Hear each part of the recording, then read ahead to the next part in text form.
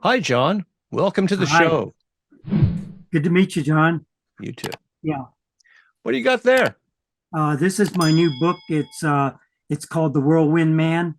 It's about two brothers that grew up in a small town Hmm. and their adventure with with starting a new game that they can't put down, and they end up uh, creating a game chasing whirlwinds, I see. and they end up making a craft to go inside the whirlwind, and they end up meeting an alien being and befriending him, and they go on an adventure. And it's pretty good. It's got a gold seal. You can see on the cover there. Hmm. It's also got something neat that's um, uh, on this one here. It's got a Red Cross, American Red Cross donation that goes every book purchase. A percentage goes to the American Red Cross to Okay. help tornado victims. Well, John, what I've been doing recently is I want to know a little bit more about you. And the audience also wants to know who you are and Mhm. what got you to this point where you are writing books. I grew up in a small town. In fact, the same small town where this book started. My brother and I grew on a vineyard ranch, and so the book it has a lot of common things to it. We did chase whirlwinds, like was in the book. The fantasy part is where we actually meet an alien being and stuff like that. But uh, I grew up and started as a carpenter's apprentice and worked myself up to civil engineering. Worked 14 years in civil engineering, and then I retired. And I always wanted to write a book and never had a chance. And my sister Bella came down with cancer before I retired, just before I retired, and she came down with breast cancer. So I vowed to find out what was the cause for the breast cancer. And so I tested out her drinking water, and sure enough, it was a toxic stew that was in her well water. And it actually is a catalyst for cancer. So I wrote a book called The History of Ladybugs, and that's something that's an added thing. It's sold out. I don't have any more books available. A donation of goes to the American Cancer Society, um, and then I wrote another book, and I always wanted to write, but I never had a chance. So when I retired, I decided we had the pandemic, and I decided to go ahead and start writing. So I wrote the Whirlwind Man, and I had it edited. I wanted it edited professionally, so I had seven book editing companies, uh, uh, go through it, and then the editor, the publisher, which is Writers Republic, they took it on and gave it a gold seal, and so here I am. So I haven't had too many book sales. I had the record number at my book sale at my book signing event. I couldn't find a book fair or anything to do the book signing events at. They were all I missed them or I don't know what happened to it. So I started my own book signing event, and so I had a friend with a business, and he had a gated community, business community. So I made a deal with him and set it all up, and I actually made a time travel vessel. It's called STTV-2, and I made a video of it and brought it to the book signing event. I had like 65 to 69 sales, um, which was I thought was pretty good for a book signing event. And then it's online, it's on Amazon, and it's on Barnes and Noble. You sound very busy. Yeah. I ask people if they do book signings, and some say they do, and some say they don't. The one they who say they don't, they sound to me they don't know exactly how to go about it. But you organize your own book Yes. signing. Yeah. Explain how that's done so other people know how. Well, what I did was, of course, I found a business owner. The business owner I knew from past experience. I've known him for years. So I went to him and asked him if I could do a book signing in his business whatever you call it, business cove. We had a bunch of businesses all around in a circle, and that got a lot of business. And so I set up there in a 10 by 10, and I advertised in the newspapers, on the radio. I got the local theatrical production to um, send me some of their guest uh, stars in costume, which also brought in a crowd. I had balloons. I had I brought in a uh, um, uh, let's see, a soda machine. It's called Soda Stream. I don't know if you've heard of Oh it yeah, I've before. heard It's of an it. Yeah, Italian. sure. It's a Italian Israeli company that's now been bought out by Pepsi. Mm-hmm. So you make your own fountain drinks, and Wow. yeah. So I had all that set up, and then I had my time travel vessel, which was a lot of money went into it. I had businesses donate funds and also time and materials into creating it. Um, I had a sheet metal company help me make the pieces, and I had a electrical company donate their time and labor and material into it. Uh, I had a bunch of different people, companies do it. It's in the hundreds that they Wow. spent. Very Yeah, impressive, John. and yeah, and That's great. the vessel actually is designed like in the book, um, except it's more updated. It's got the electronics, a brain in it. Um, it's got a swivel base to it. It's got pontoons on the side that are pneumatically controlled by remote control. Um, and it's got a 7 station weather station at the top, which monitors the weather and wind speed. It's got a viewing glass. Inside, it's got an LED light show, and it's pretty cool. People that saw it, they really liked it. For Um, sure. so that added to the book signing event. Well, of course it does. That's fabulous. Kids must love that. Yeah, yeah, they do love it. Yeah. Uh, Speaking of kids, this book of yours, is it PG-13? What is it? Is it family friendly? It's What is it? young adults. It's Christian. It's a Okay. Christian book. There's no foul language in it. Hmm.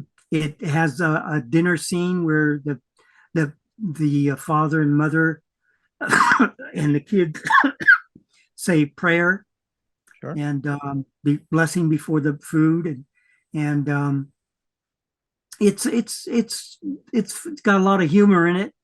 Um, it's got a lot of real experiences from my past in it, um, which are sometimes funny and sometimes not. Uh, for example, it's a true story about I I talk about it, a blind date I went in when I got older, and it was in a nature walk, and me and the blind date went a nature walk along this creek bed, and neighbor made me some special cookies, some black what do they call them, chocolate chip cookies, and we went on a nature walk, and we came across a field, and in the field was this llama, and it was really curious llama, and the llama come running over to the fence and wanted us to pet it, and so I fed it a cookie, and it went crazy at that point. It wanted more and more cookies, and I at the last of the cookie, I remembered my date. I didn't even have a taste of the cookie, so I gave it to my date, and the llama got very upset. and went back and did a spit wad right in my date's face. Yep, they spit all right. Yeah, Mm, yeah, mm. and I couldn't stop laughing, and that was the end of my blind date Yeah, I experience with. imagine that would put You him in know, surroundings for that sure. would do it. Yeah, of But it was a funny scene in the book, anyways. course. That's Mm, wonderful. But there's a lot more in the book that's really neat. I like the chapter in it that has college because I entered some stuff in there that it's the latest scientific knowledge about time space travel, and people don't understand about. They think time travel and uh, a time travel machine and a time travel vessel is the same thing, and it's not. The difference between the two is a time travel machine is stationary. You don't need to move, and you walk through an opening, a port of some sort. Uh, that people are still working on that. Uh, uh, let's see. There's a Ron Millett. He's the latest expert on time travel machines. He's trying to create one right now. He's doing is he's using laser beams, high powered laser beams, to go in a spiral location like this here, and they're all meeting at the same time. And he's hoping to create a mini black hole. Once he does that, he can prove it. Then he can expand that black hole, make it bigger, and Hmm. that's what he's hoping to do. You could Google him as Ron Millett, um, and that's what he's doing. But Okay. time travel vessel is a little bit different. Time travel vessel is what the experts agree is that they need time travel has to be done on a natural basis. There has to be some kind of natural phenomena that creates time travel. So I'm using in this book uh, the whirlwind. And the whirlwinds, what they do is they go around usually clockwise location. If they go counterclockwise location, they're called dust devils. And so mine goes in the clockwise direction, but light, sound, everything that you can think gets trapped into that tunnel. And the faster you can go in that tunnel, E equals mc squared, what Einstein says, energy equals mass squared times the speed of light, the constant. If you can get anywhere as close to that, then you can, time what we know it is at a standstill. In other words, you can go travel ahead or behind in time. That's what they're thinking. There's more information about this stuff in my book, The Whirlwind Man, under the Collegia chapter. It talks more about this. Mhm. And you might want to, if you're a recent study student of time travel and you want to learn more about it, you might want to pick up that book because it's giving you information the experts don't even know about yet. So you might want to look at that stuff. It's Mhm. pretty cool. Yeah, time travel. I've interviewed one other person who wrote about time travel. They did their extensive research into it. They claimed that it's possible to go forward in time. It's Mhm. not possible to go backward. What do you have to say about that? You know, we haven't proven any of that yet because what we have is what we see out in space right now is that there's black holes, and the closer you get to the black hole, the time increases. That's the forward part. So inside the black hole, they're thinking that there might be a reverse to get out to create stars, and if there is a reverse, it will bring you backwards.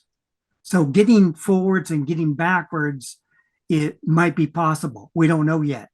Nobody's really done it. Sure. Um, although I do have this time travel vessel, it's built small. You'd have to be very small to get in it. This is about 30 inches, Yeah, and I guess it's you'd have to be really very small. small. Yeah. So I mean, it's just a prop, right? It's not really a time traveling vessel, is it? It's a prop. It's got a B-52 bomber dash in the front. Okay, It's fine. donated by a World War II vet. It's all functional. And what does it It do? I actually mean, what could. does it do? Does it fly? Does it roll around? Oh, okay. It doesn't do anything other than inside of let's say you're inside the apex of a whirlwind. Okay, it's got these two pontoons on the side that are like big cups, right? And one's facing one way, one's facing the other. And when you're in the it's brought in. So when you I mean it's out, extended as far out as possible. So when you bring them in, you've got the whirlwind turning, right? So it catches the wind and it turns. And of course, you bringing it in increases the speed Okay. that it turns. So think of speed instead of speed being a distance from A to B. Think of speed as a distance from point A all the way back to point A in a Hmm. circle. Yeah. Okay, it's going miles per tor- uh, tornadoes, for example, Class E, they have been known to travel as fast as 450 miles per hour. Okay, Okay. that's taken light, all the wind, all the sound, everything, and is emerging it at 450 miles an hour. Okay, you can't get any more natural at going at that fast in a circle uh, than than what we Yeah. have.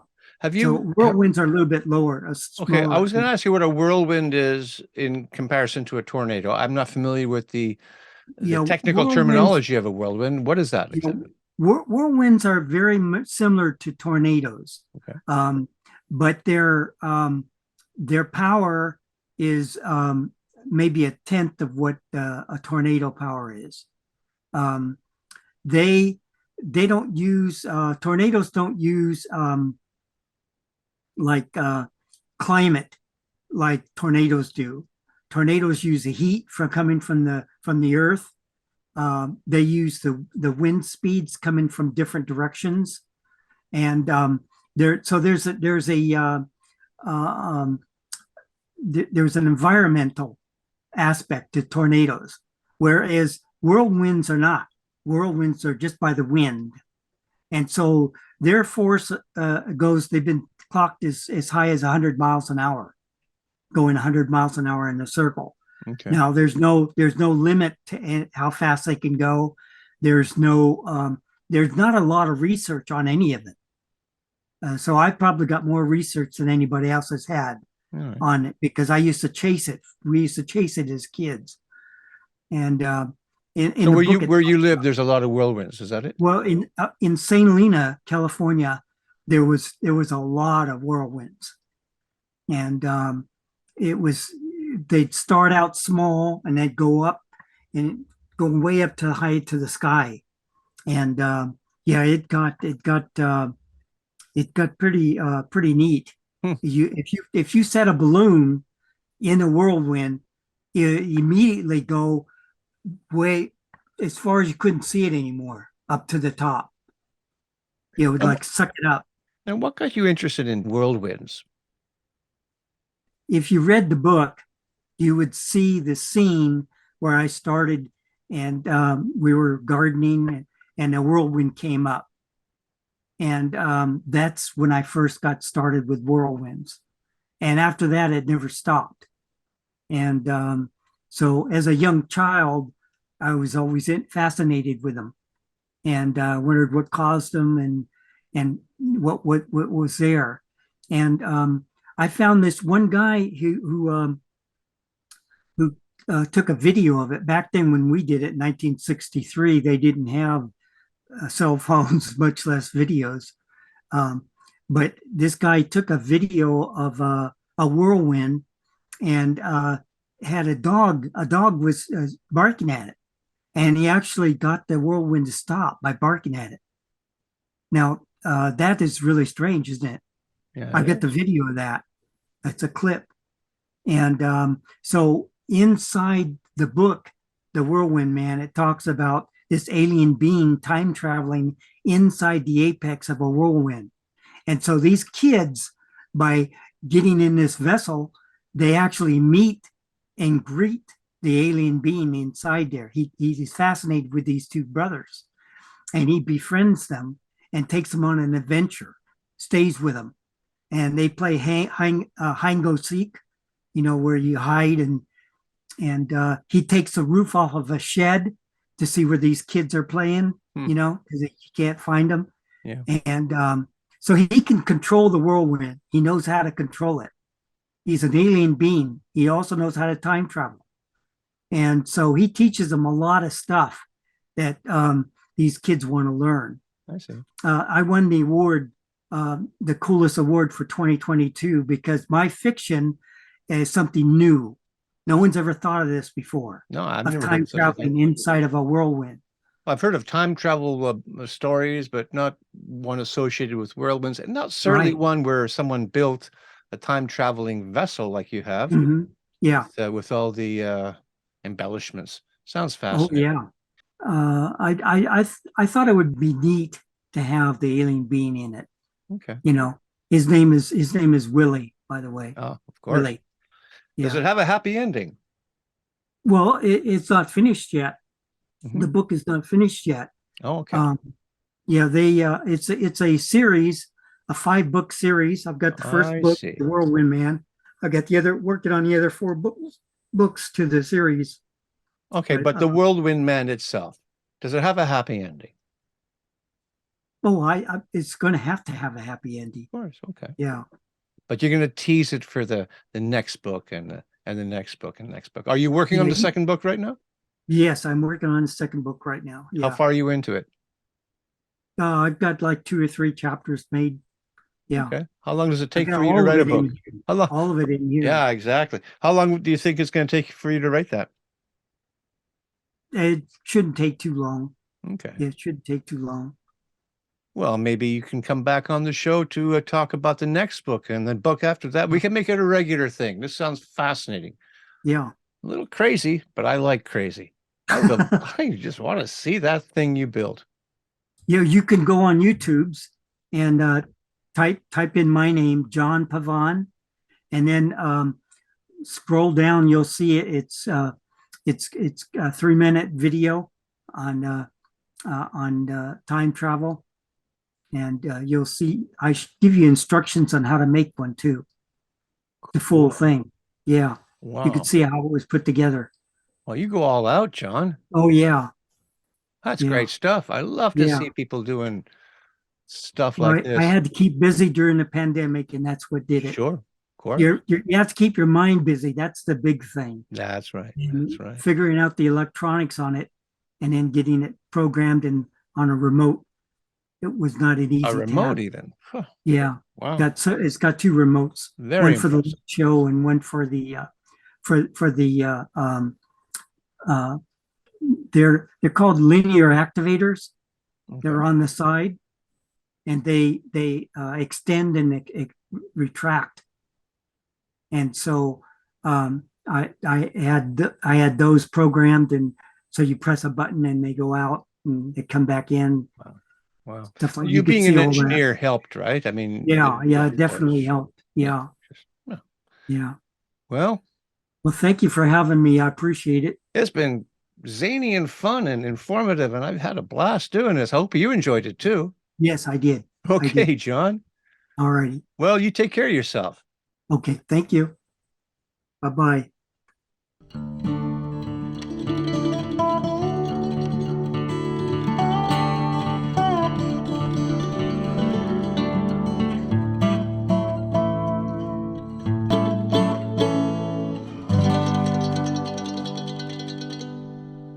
And that's our show for today. If you like what I do here on Tell Me About Your Book, then please hit the like button and subscribe. And don't forget to ring that bell for future notifications. And if you are a self-published author, I would really like to speak with you. Until such time, keep on writing and be kind to one another.